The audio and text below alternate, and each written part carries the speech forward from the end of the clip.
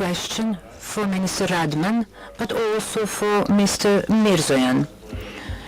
Can Croatia, as a country which has been through armed conflict, provide some special advice to Armenia, perhaps mediate in relations between Armenia and Azerbaijan?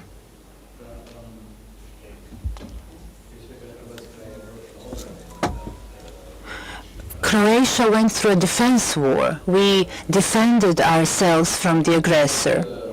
This is important to emphasize. In any case, Croatia managed to liberate its country and to establish a peaceful reintegration of the Podunavlje region. So on the 15th of January 1992, Croatia was internationally recognized, and six years later, it also regained previously occupied territories into its sovereignty. After Oluya, after the storm campaign, Croatia invested effort into negotiations. It engaged in talks in order to achieve peace and to restore previously occupied territories. This is Croatian experience, and it was lengthy.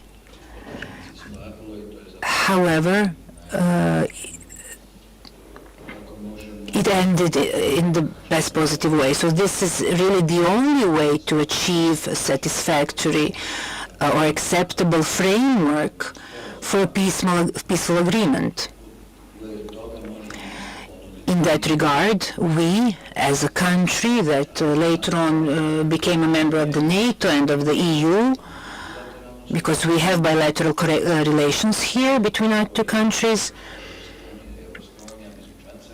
but we are also a member of the EU, so yes, we can provide,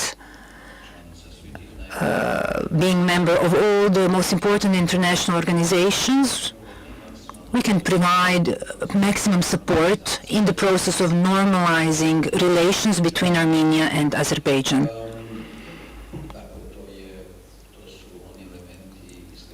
These are the elements that relate to building trust. I believe that's the most important thing to do, to build trust and peace.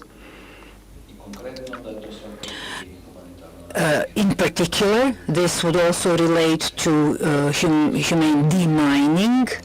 We were involved in Ukraine. Last year we had a donors conference for Ukraine. So this is Croatian experience. We discussed this today. Docking company, which is renowned in the world, is included in this. So this is all our knowledge and our expertise in the military aspects. Well, thank you very much for the question and for your interest. As I said, Armenia is engaged in negotiations with Azerbaijan in good faith, and we are more than interested in establishing lasting peace in our region. We believe that this will be beneficial not only for the people of Armenia, but all the countries in the region. However, we see that our constructiveness sometimes does not meet the same constructive approach coming from we don't see the same constructive approach in the behavior of our neighbors. We have been engaged in negotiations by facilitation of the European Union among other facilitators.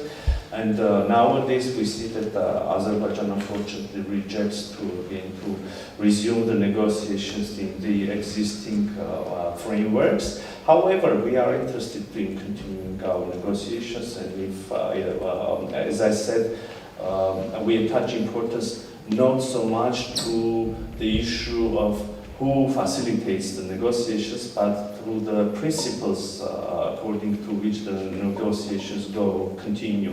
And here again, I would like to emphasize that the issue of territorial integrity, recognition of legitimate borders, inviolability of borders, as well as respecting each other's sovereignty, these are the principles according to which I believe the peace should be agreed.